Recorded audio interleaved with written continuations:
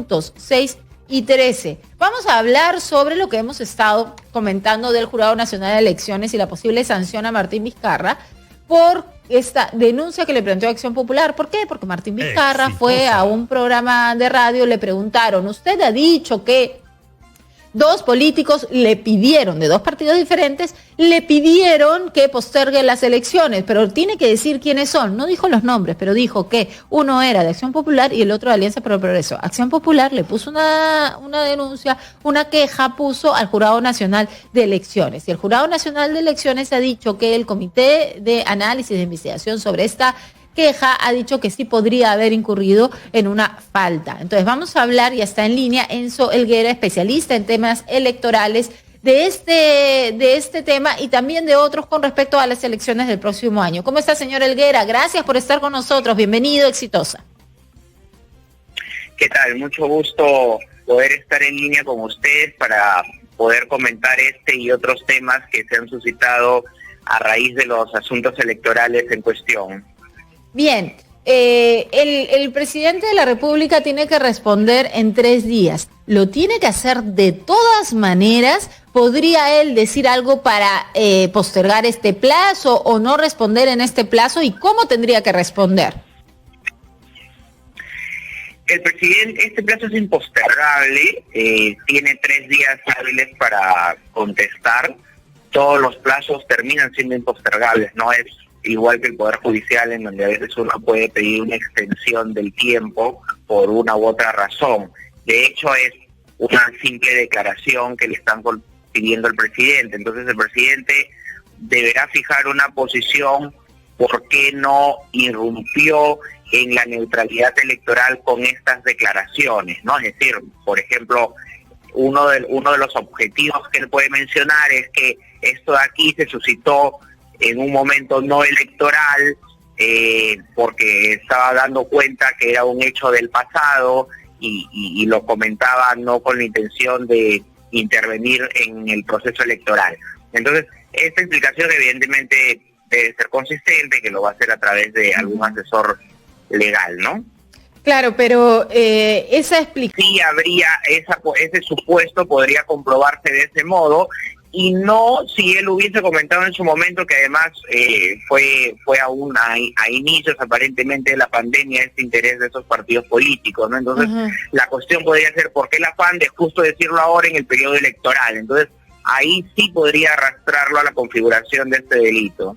Claro, porque además, por más que él haya dicho en esta ocasión, haya dicho, bueno, fue una conversación muy amable en realidad, porque así lo dijo, ¿no? Fue un pedido amable y me lo dijeron en buenos términos. Así haya dicho eso, en realidad en otro momento ha dicho que convocó a elecciones y después fue atacado por el Congreso porque habían intereses de postergar las elecciones porque dos políticos de dos partidos le habían dicho. Entonces, eso está relacionado definitivamente por él mismo, está relacionado con un acto negativo de estos partidos o de estos miembros de los partidos políticos, ¿no?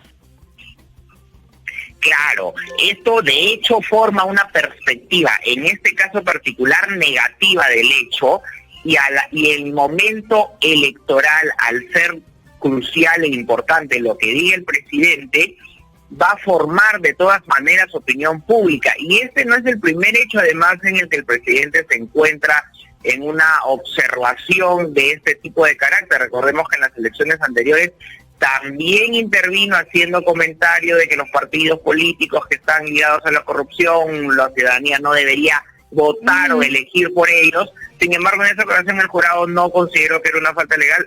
Sin embargo, a juicios de muchos, pues sí lo era, porque estaba nuevamente interviniendo y daba a entender, sin mencionar directamente los partidos políticos, que había una posición que el ciudadano debería tomar frente a un asunto electoral.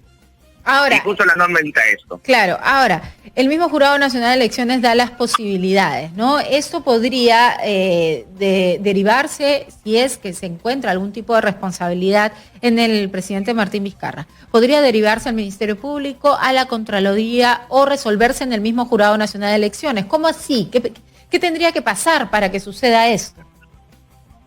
Ya, ahí hay un ámbito discrecional del Jurado Nacional de Elecciones.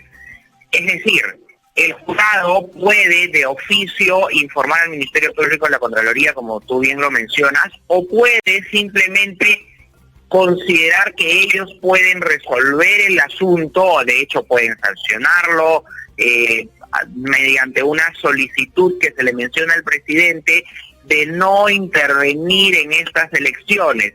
Digamos que esta sería la primera manera de comunicación o de sanción contra el presidente y podría quedar benignamente ahí. Si el presidente continuara en este tipo de declaraciones que finalmente van a intervenir dentro del proceso electoral y van a irrumpir el principio de neutralidad que debería tener el presidente, ellos como segunda acción podrían ya derivarlo a estas instituciones e incluso al mismo Parlamento para que evidentemente haga uso del ajuste a las normas constitucionales que la norma constitucional en su artículo 99 lo regula, ¿no?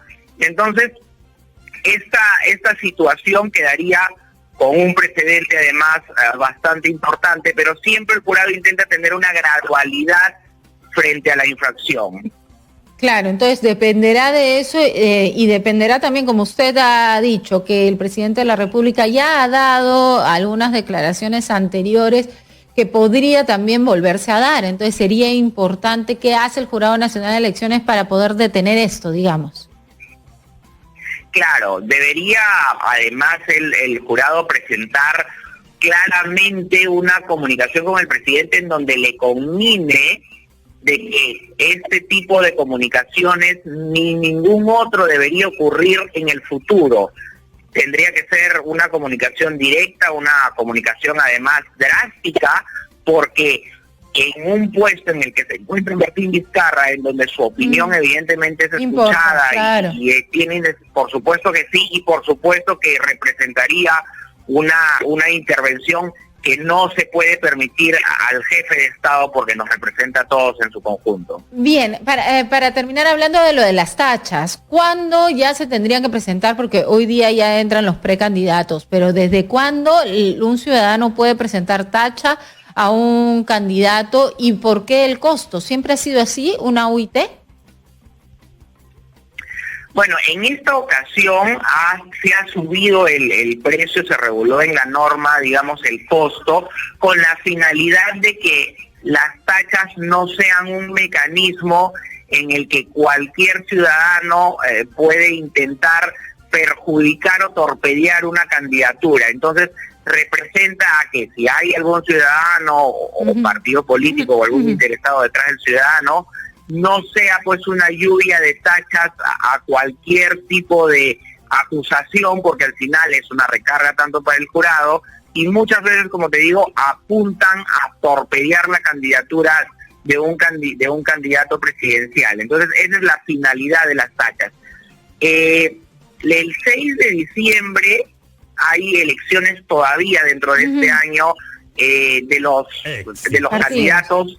De los candidatos por delegados, por ejemplo, y la fecha del 9 de diciembre va a ser la fecha máxima para la publicación de los resultados en las organizaciones políticas. Entonces, a partir del 9 de diciembre, dado a conocer de manera oficial los procesos electorales que tienen los partidos políticos, recién vamos a poder hablar de la presentación de tachas por parte de la ciudadanía. Bien. Una vez que sean públicos estos nombres. Que ya se deben de estar preparando desde ahora, ¿no es cierto? Muchísimas gracias por estar con nosotros. Las tachas van a costar 4.300 soles para cada proceso. Muchísimas gracias por estar con nosotros. Ha sido Enzo Helguera, especialista en temas electorales. Y ahora vamos a hablar justamente de esta niña, una niña.